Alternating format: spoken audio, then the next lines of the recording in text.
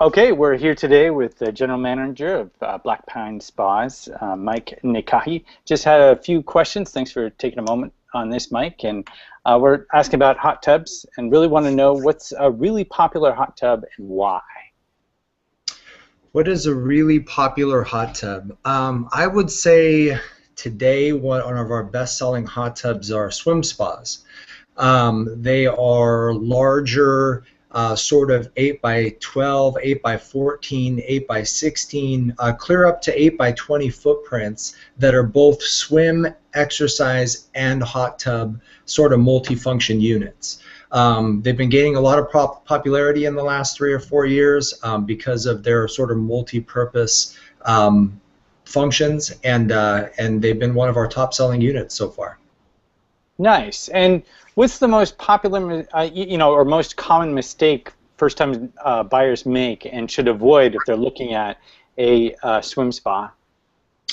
I think what a lot of customers make the mistake of doing is I think the hot tub industry, basically sort of positions things in the market, a lot of different ways. And with so many people looking online these days and trying to shop and compare and do some diligence before they go out and make a purchase, one of the things that's difficult to determine is quality, features, performance without actually getting in front of a unit, sort of touching it, feeling it, seeing it operate, basically looking under the hood.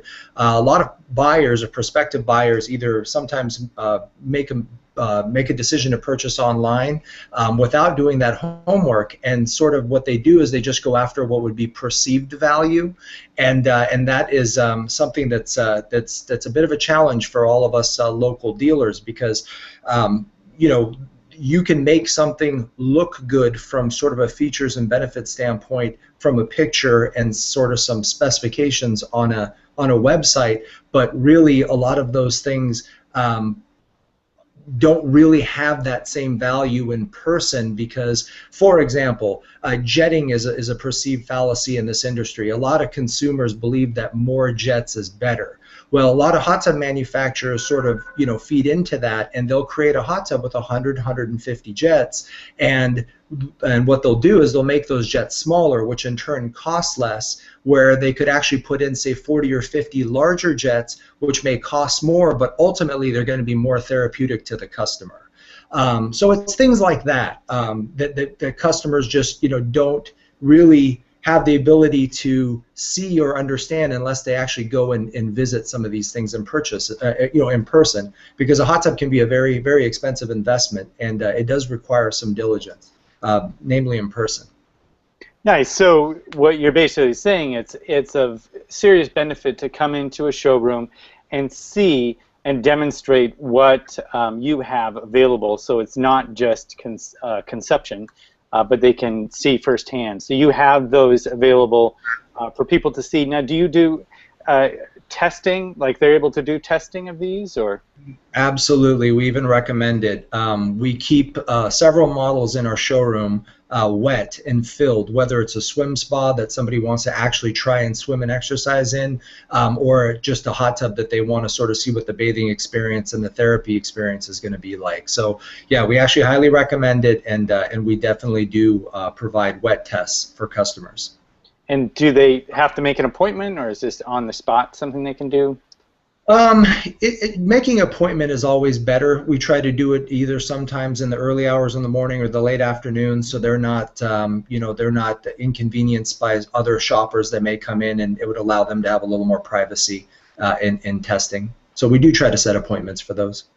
Nice. Okay. Thanks, Mike. And I'm wondering, would I be able to get like a custom hot tub? Do you make custom hot tubs? I think first we have to define custom.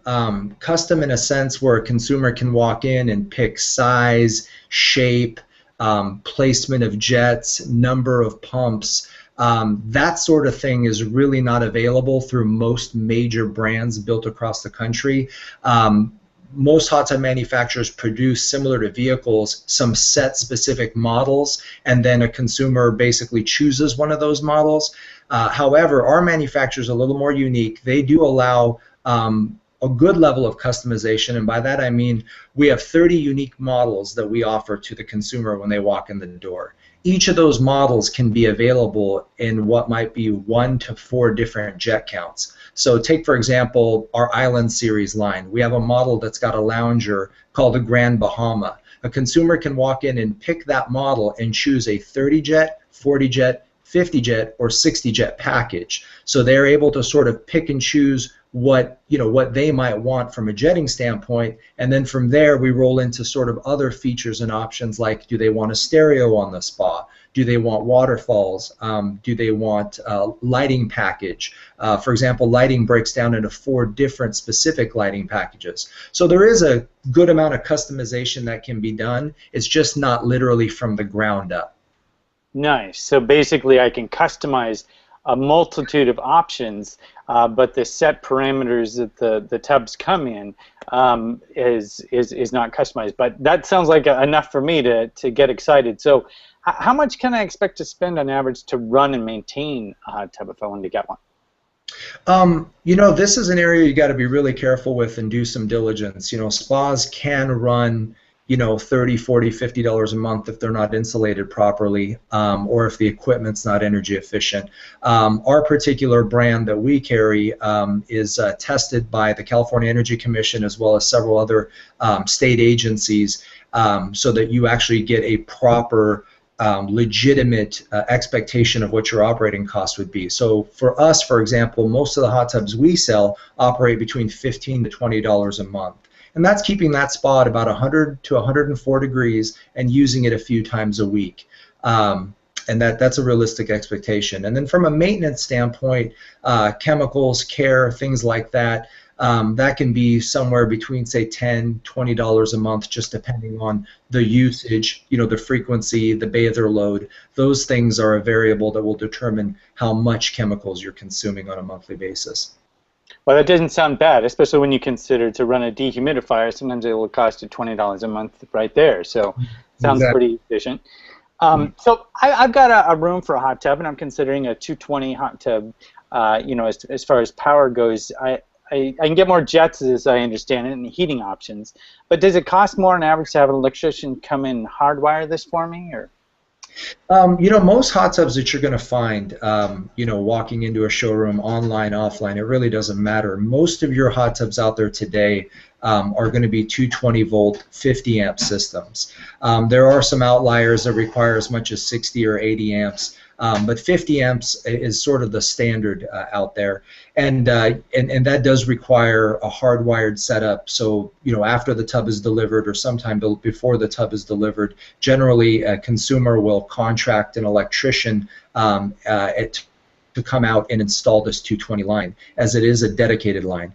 You can expect pricing for a 220 line, at least in the Northwest area here, based on our experience, is somewhere between about $600 and $1,200. That's a pretty realistic figure in terms of what it would cost to run it and have it installed. Excellent. Thanks a lot, Mike. This is great information. Got me really excited about hot tubs, and we hopefully be able to talk to you again about when I get further into this. But thank you very much. Absolutely. Happy to help.